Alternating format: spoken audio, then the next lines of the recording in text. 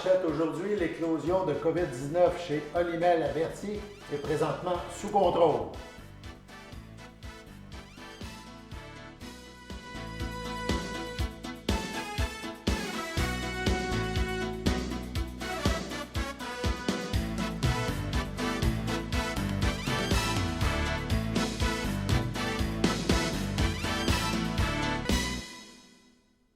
Bienvenue à votre bulletin d'information sur les ondes de CTRB, votre télévision locale et régionale, en ce 10 décembre 2020.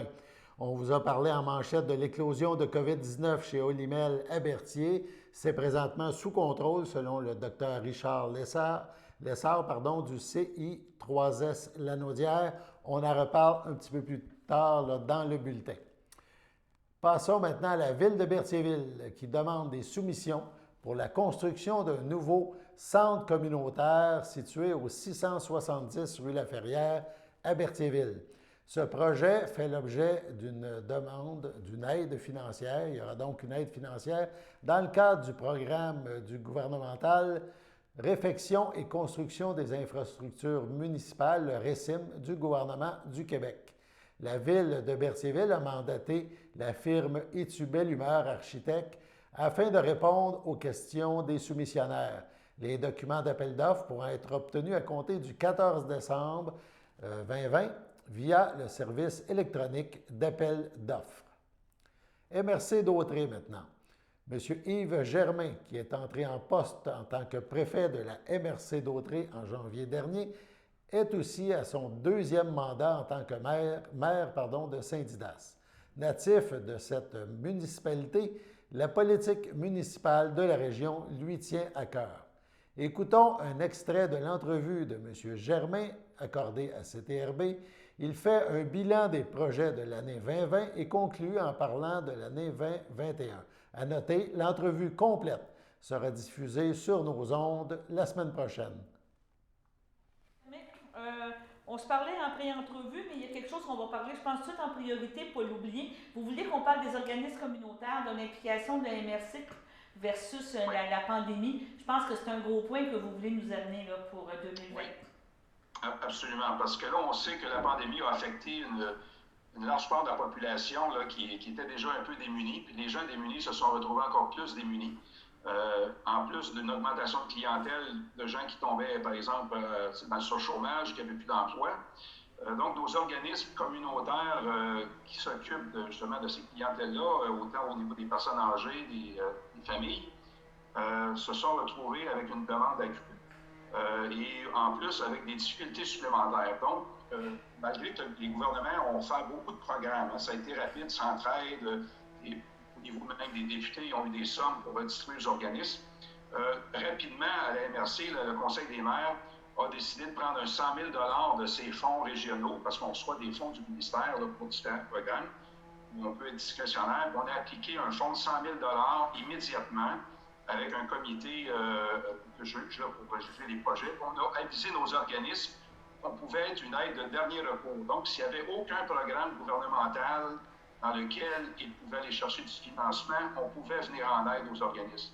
Puis on a tout dépensé, le 100 000, là, on vient de faire les derniers projets.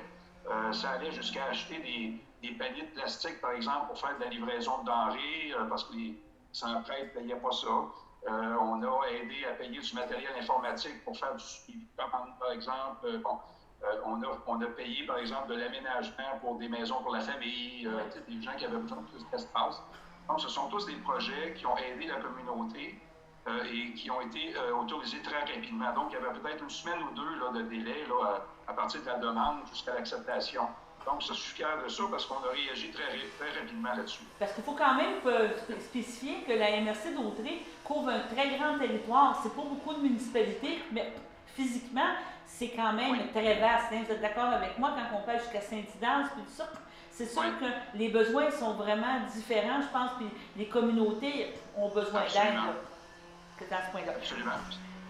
Pour en venir à parler un petit peu au niveau d'un grand territoire, le transport adapté aussi a vécu tout un changement durant cette période-là, parce que nos taxibus et tout, il a fallu réaménager les services. Hein? En fait, oui, il y a eu plusieurs mesures. Le transport a été un petit peu chambardé. C'est peut-être le service qui a été, avec la culture, là, qui a été beaucoup touché. Donc, il y a eu rapidement des mesures qui ont été appliquées. Donc, au niveau du taxibus, par exemple, on a réduit l'achalandage à une personne par taxi. Oui. Donc, au lieu de trois ou quatre. Donc, on pensait que ça allait coûter très, très cher. Par contre, il y a eu une demande minime de taxi pendant quelques mois parce que les gens ne se déplaçaient plus. On a aussi arrêté des circuits d'autobus au lieu de payer un autobus qui roule à vide. Le groupe Gaudreau était très coopératif dans ce sujet-là, donc on a économisé. Donc, tout ça pour dire qu'au niveau du transport, on a réagi très rapidement, donc on n'a pas gaspillé d'argent. On a continué d'offrir le service dont les gens avaient besoin finalement. Donc, ça a même dégagé certaines économies qu'on va pouvoir réinvestir dans le futur pour améliorer le service. Donc, le ministère nous laisse nos sommes à ce moment-là.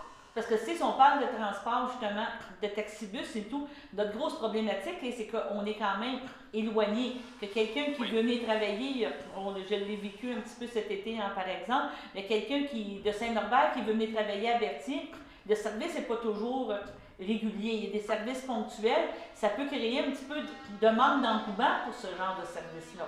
Exactement. En fait, c'est un service qu'on cherche à bonifier continuellement parce que la demande est immense.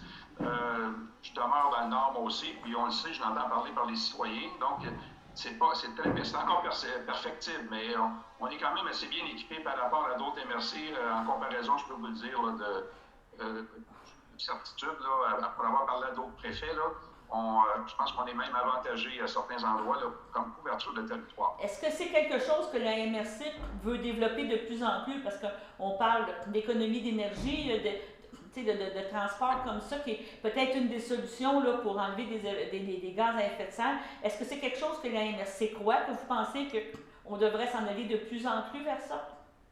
Oui, en fait, toujours dans les limites du possible au niveau financier, parce que c'est financé en grande partie par des subventions, on le sait.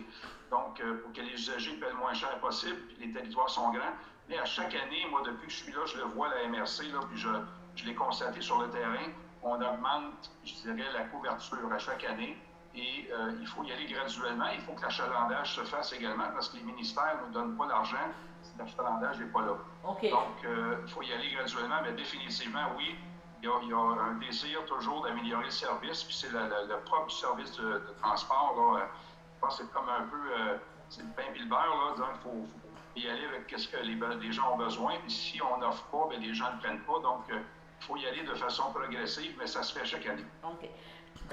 La MRC aussi s'occupe d'environnement, s'occupe au niveau de la gestion des matières résiduelles. Oui. Il y a eu un gros avancement, on pourrait dire, en termes peut-être les résidus domestiques. Là. C'est ça, le plan d'action était pour 2020, là, pour que tout le monde soit conforme avec... Ça a continué de suivre son cours. Donc, il y a des municipalités qui embarquent là, une après l'autre au niveau là, de la collecte résiduelle qu'on appelle du bac brun. Donc, ça a continué. On a toujours des plans là, pour faire des partenariats pour ce qu'on appelle des plateformes de compostage. Donc, notre service continue de travailler comme si de rien n'était. Encore là, la pandémie, le COVID n'a pas affecté là, le service. On offre aussi ce qu'on appelle la gestion des fosses septiques aussi sur le territoire. Il y a eu d'autres municipalités qui ont adhéré au programme cette année. Donc, on les a englobés dans le service. Donc, le service a continué de grossir aussi au niveau de la gestion des fosses septiques. Donc, ce sont toutes des actions qui font qu'on va avoir une gestion plus fine au niveau environnemental sur notre territoire. Puis ça va continuer là, à se raffiner là, dans le temps. Okay. Quelque chose qui m'a surpris tantôt, quand on se parlait après l'entrevue, vous me parliez de voirie municipale. C'est pas les municipalités, vous êtes en support, là, j'apprends quelque chose aujourd'hui. Oui, en fait, on est en support parce qu'on a un département d'ingénierie qui s'occupe, en fait, la MRC, dans ses attributions obligatoires, on doit s'occuper de cours d'eau. Donc, ça nous prend un ingénieur. Donc, mais on n'a pas assez de cours d'eau pour occuper un ingénieur. Fait que notre ingénieur à plein temps est un ingénieur civil, mais il est aussi un agronome. Donc, ça fait quelqu'un de très compétent. Et ça fait plusieurs années qu'on offre aux municipalités, surtout aux petites municipalités, l'assistance de génie civil. Au lieu d'engager une firme externe qui ne connaît pas la municipalité, qui ne connaît pas le territoire, donc tous les plans, les devis peuvent être faits par notre ingénieur maison, mais c'est aux frais des municipalités. Donc, par exemple, comme moi, comme maire de Saint-Didas, lorsqu'on veut faire des programmes d'investissement au niveau voirie, bien, on paye l'ingénieur de la MRC pour venir gérer les travaux, préparer les dossiers, soumettre les demandes de subvention au ministère. Donc, c'est fait par le département d'ingénierie. Cette année, je dois vous dire que je connais les employés là, personnellement, puis ils commençaient à discerner à un moment donné parce qu'il y a eu 2 fois plus de projets qu'habituellement. Donc, il s'est fait énormément de projets sur le territoire parce que les gouvernements ont dégagé des sommes. Et on a beaucoup de municipalités qui en ont profité. Et c'est aussi grâce à, je dirais, là, au professionnalisme et à la sérialité de notre département d'ingénierie. On a un autre employé qui se joint à nous. On a un étudiant qu'on a engagé en surplus. Donc, ça vient tout juste de se terminer les travaux là, il y a quelques semaines. Il y a combien d'employés? Je ne vais pas vous mettre en barre, mais il y a combien d'employés à la MRC? Parce qu'on ne les voit pas tous. Bon, je vous le dis là, sur un chiffre là, rapidement. Là, on calcule tous les employés, également les pompiers à temps partiel, temps plein. On est pas loin d'une centaine d'employés. Ah, c'est une bonne entreprise, autrement dit. Ça ne paraît pas quand on voit. Et exactement. Juste un dernier petit point. Vous avez fait des belles rénovations dans la bâtisse aussi en 2020. Oui. Vous avez réaménagé vos locaux. Je pense que c'était un petit peu... C'était comme on pourrait dire dû, là. Vous avez pris, à cause de 100 employés, il fallait avoir un petit peu de redéploiement. C'était un bel investissement, là. Mais là, les employés n'utilisent pas beaucoup, là. C'est ça qu'on comprend. En fait, ça use pas beaucoup les tapis, je vous le dis, là. C'est sûr et certain, puis ça coûte pas cher de ménage. Donc, on est très content de ce qui c'est du produit final, là, en bout de ligne. Et ça a amélioré l'atmosphère au niveau des employés. Là. Quand on a un bel environnement, c'est plus agréable de travailler. Mais effectivement, on n'a pas pu en profiter. La salle des maires n'a pas servi encore. On n'a pas eu l'occasion d'occuper nos locaux parce qu'au moment où on rénovait, il fallait aller faire nos sessions à l'externe. Puis c'est la municipalité de Sainte-Geneviève qui nous a accueillis dans ses locaux pendant quelques sessions. Là, la COVID a commencé immédiatement après ça. Donc, effectivement, il reste encore des choses à améliorer là, dans le système de chauffage là, qui a besoin d'amour aussi un petit peu, mais tout est planifié. Là, on est à la fin de 2020, on entrevoit 2021, on espère que ça peut pas être pire, je pense que tout le monde pourra avoir cette phrase-là. Vous avez beaucoup de projets, je pense qu'un des gros projets ou des gros plans de la MRC, c'est vraiment avec les codes de la fibre optique, on parle de technologie d'information. Pouvez-vous nous en parler où c'est rendu à ce niveau-là? Oui, absolument. Je pense qu'on voit l'importance de la télécommunication, actuellement du télétravail et de la technologie. Donc, on a un projet là, qui est en cours actuellement, là, qui est en train de se réaliser, qui est Dautré branché 1. Donc, il reste quelques finalités. L'ingénierie est finie. Là, on est prêt à commencer là, rapidement. Je pense qu'il reste une approbation au niveau d'un règlement d'emprunt temporaire. C'est tout ce qui reste comme technicalité.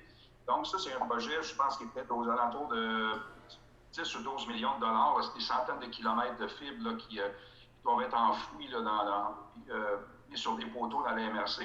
Et il y a aussi un deuxième projet qui est en discussion avec les ministères actuellement et pour lequel on a déjà reçu, je dirais, des acceptations conditionnelles parce que notre projet est tout à fait recevable, ce qui est un autre 10 millions de dollars d'investissement qui, lui, arriverait en 2022. Donc, on a un département qui est très occupé actuellement à monter des projets.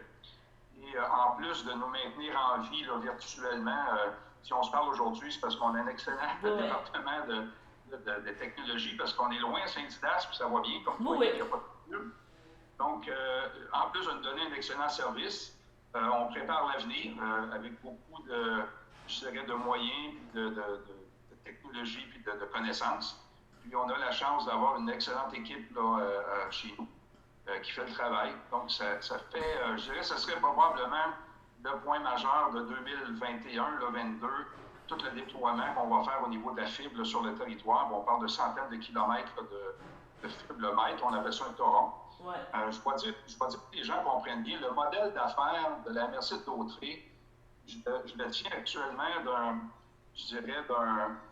d'un adjoint parlementaire, d'un ministre très important, qui, je l'ai par écrit, qui me dit que le modèle de la MRC de Dautré, c'est le modèle à répliquer au Québec partout pour les MRC.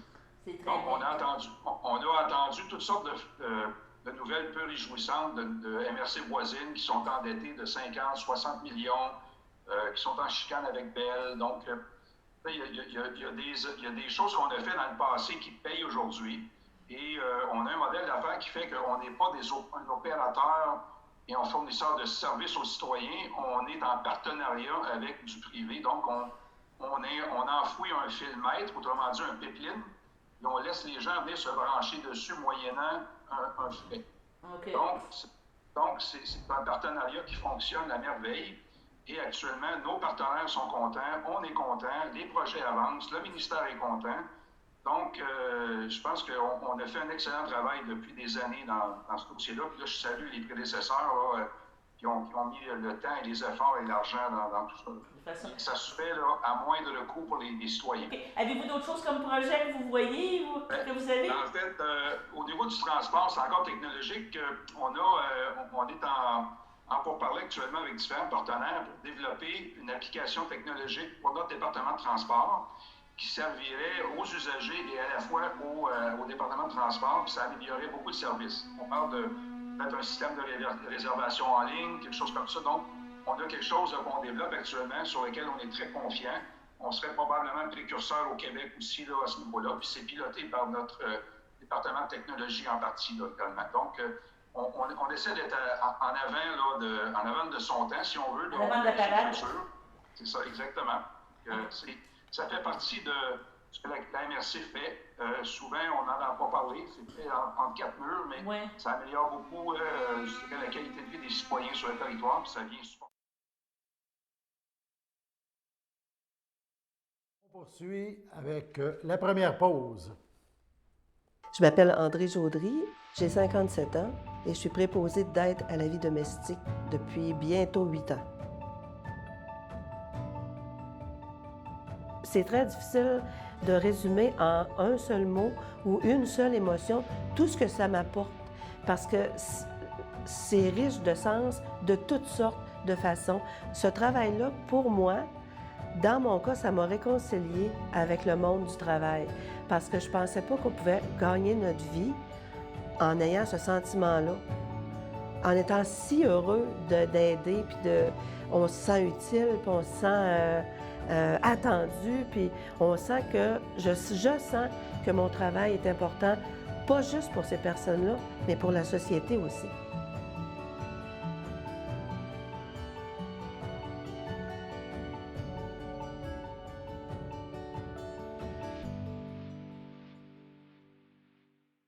Le samedi matin, dès 9h30, nos téléspectateurs sont invités au Super Bingo télévisé diffusé de nos studios de Berthierville.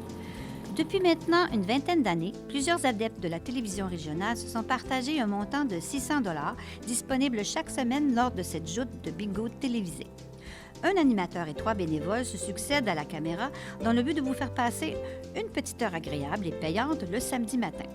On peut se procurer les cartes de jeu chez les dépositaires autorisés participants, c'est-à-dire à Berthierville, le dépanneur Formule 1 rue Gilles Villeneuve, le marché IGA Extra sur la rue Gabriel-Brissette, le marché Métro rue Notre-Dame, la pharmacie Proxime rue Frontenac, le garage Pétroté sur la rue Gilles Villeneuve et à Saint-Ignace-de-Loyola, le marché Aldo rang Saint-Michel, le dépanneur Le Magasin Esso sur le chemin de la Traverse. C'est un rendez-vous tous les samedis matins à 9h30 sur les ondes de CTRB, votre télévision régionale et communautaire.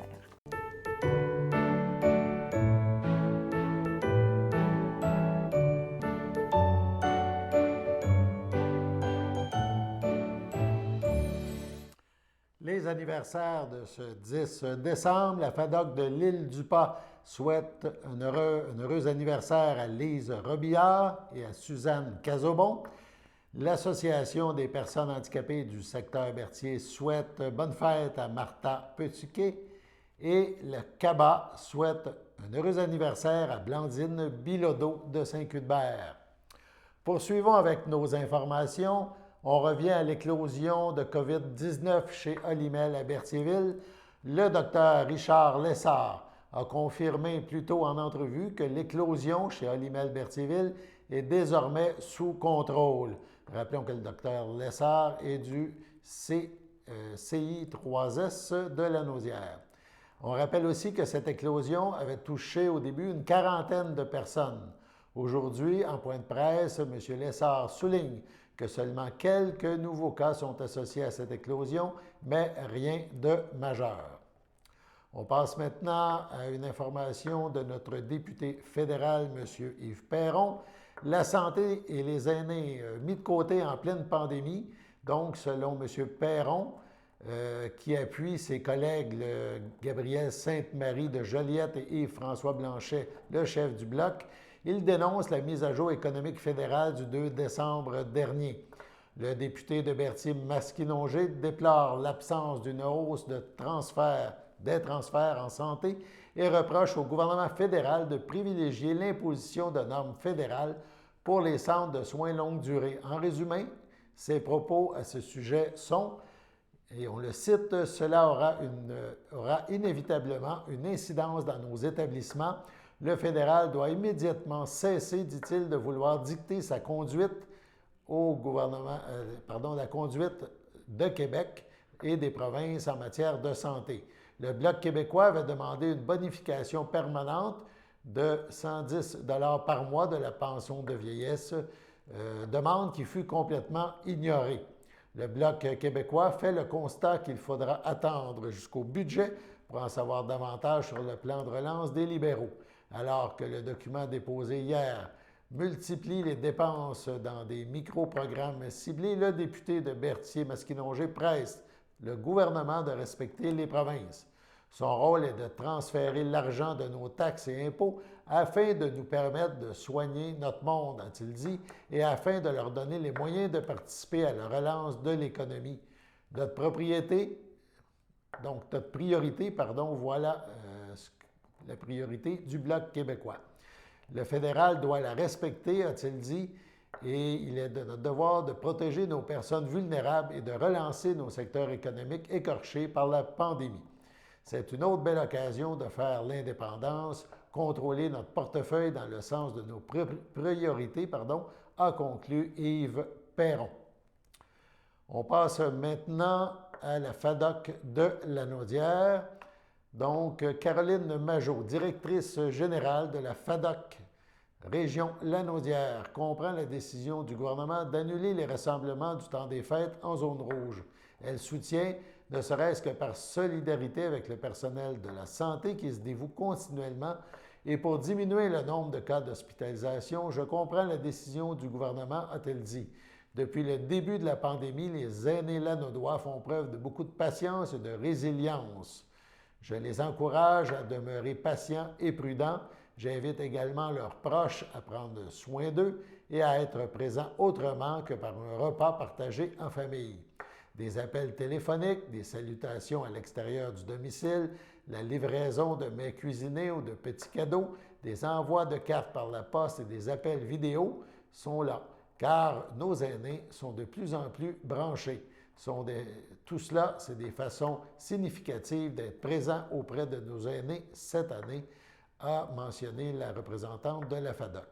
La direction, le conseil d'administration régional et l'équipe de travail de la FADOC région Lanaudière profitent de ce message donc pour vous souhaiter un beau temps des fêtes, même s'il sera différent. Allons maintenant à la pause.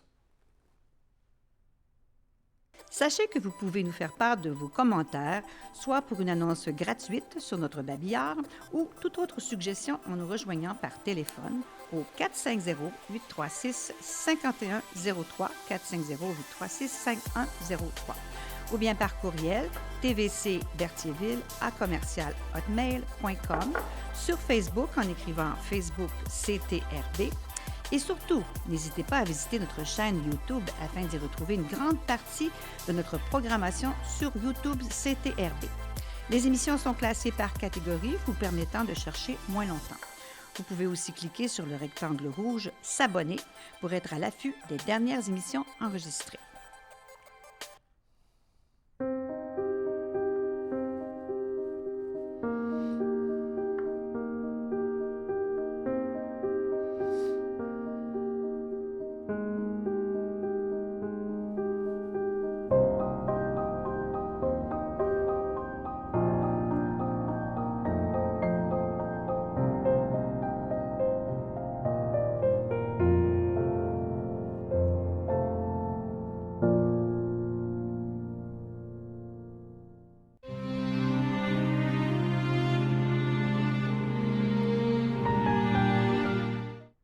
Au centre d'hébergement Champlain, le Château, le 27 novembre, à l'âge de 88 ans, est décédée Mme Madeleine Bergeron, épouse de feu M. Laurent Chevalier, demeurant à Saint-Ignace-le-Loyola.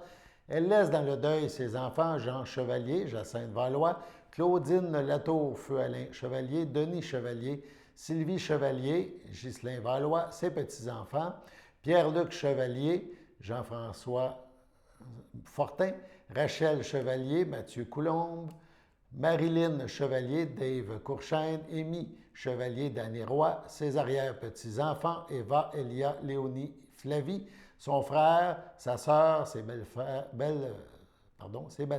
Denise Latour, Lise Bergeron, Gaston Bergeron, André Chevalier, ainsi que plusieurs neveux, nièces, parents et amis.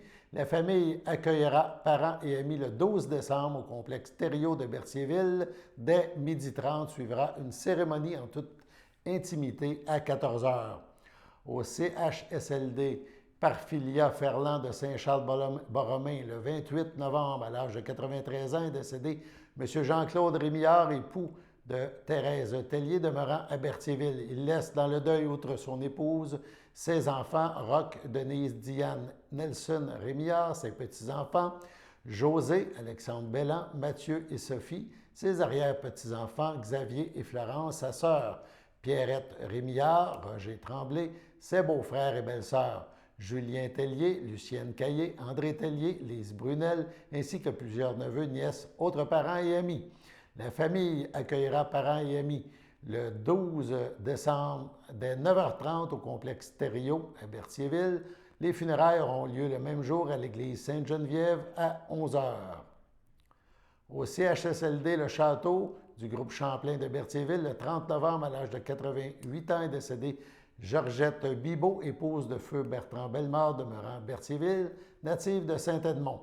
Elle laisse dans le deuil ses enfants, Lise Bellemare, Gilles Chrétien, Francine Bellemare, Michel Ricard, Daniel Bellemare, Suzanne Brouillette, Yves Bellemare, Daniel Dubois, ses 7 petits-enfants et 17 arrière-petits-enfants. Donc, la famille accueillera parents et amis dimanche le 13 décembre dès 13h au complexe Thériault. Suivra une liturgie en la chapelle du complexe à 15h. Madame Bibeau sera inhumée au cimetière Saint-Edmond à une date ultérieure. On passe maintenant à la météo.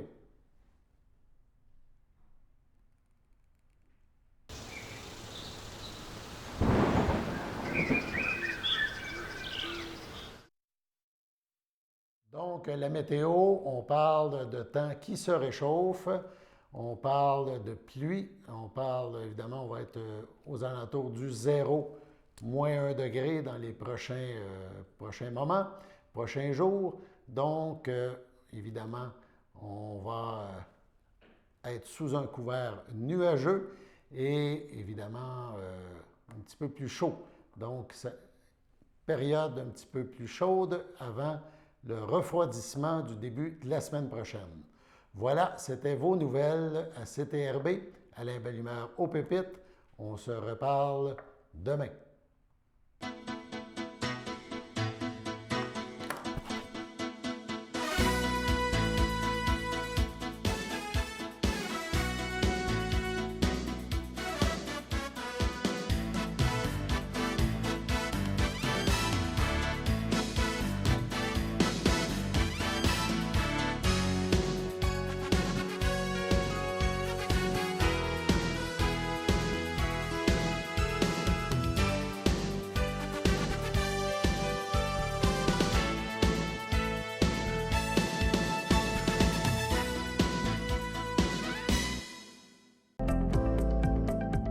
Les télévisions communautaires autonomes du Québec, ce sont les télévisions les plus importantes parce qu'elles sont proches de la communauté.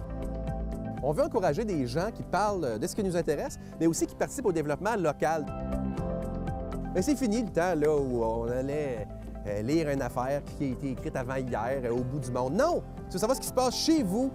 Bien, ma télé préférée, c'est la télé autonome communautaire. C'est ici que ça se passe.